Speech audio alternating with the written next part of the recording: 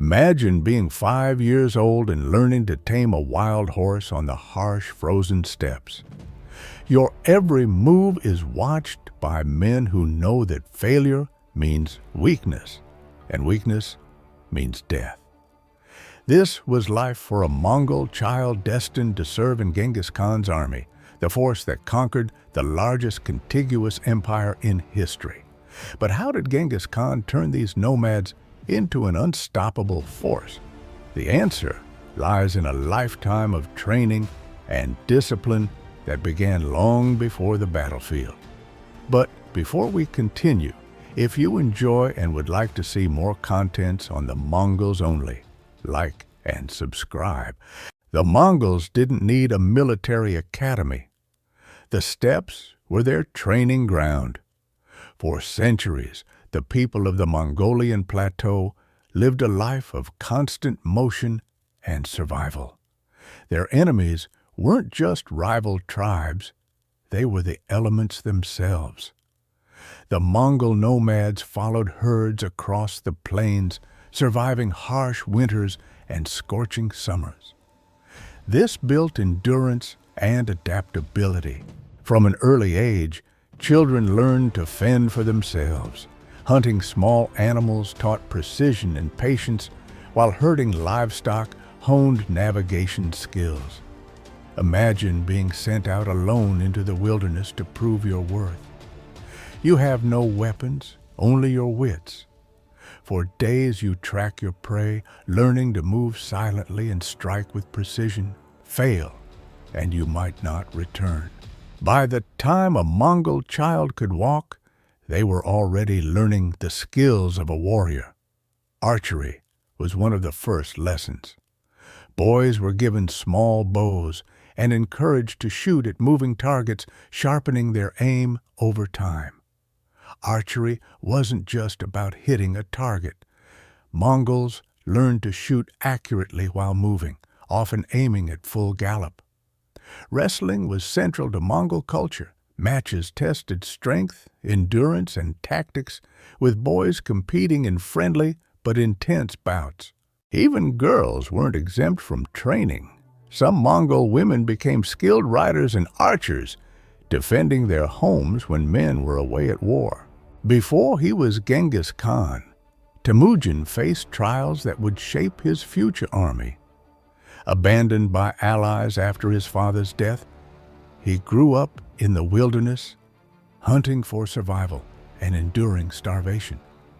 These hardships taught him two things: the importance of loyalty and the necessity of discipline. Temujin didn't just learn to survive, he learned to lead. And when he united the Mongol tribes, he brought this same focus on discipline to his growing army. Genghis Khan knew that an army's strength lay in its unity.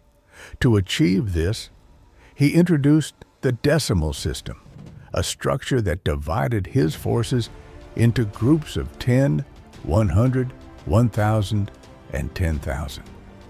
Every unit operated independently, but could be combined for larger campaigns. Leaders were chosen based on merit, not birth, ensuring competence at every level. During one campaign, a single tumen of 10,000 soldiers can split into smaller units to strike multiple cities simultaneously, leaving their enemies bewildered. An historical example was at the Battle of Samarkand in 1220, Mongol units operated independently, attacking the city from multiple directions. This decentralized coordination left the defenders overwhelmed and disoriented, a perfect execution of Genghis Khan's system. Training in Genghis Khan's army wasn't just about combat, it was about survival. Soldiers were taught to thrive in the most inhospitable conditions, living off dried meat and fermented milk while traveling hundreds of miles on horseback. Feigned retreats were a favorite tactic. Soldiers practiced fleeing convincingly, only to regroup and ambush their pursuers. Archery drills involved hitting moving targets at long distances, a skill that gave Mongols a significant advantage in battle.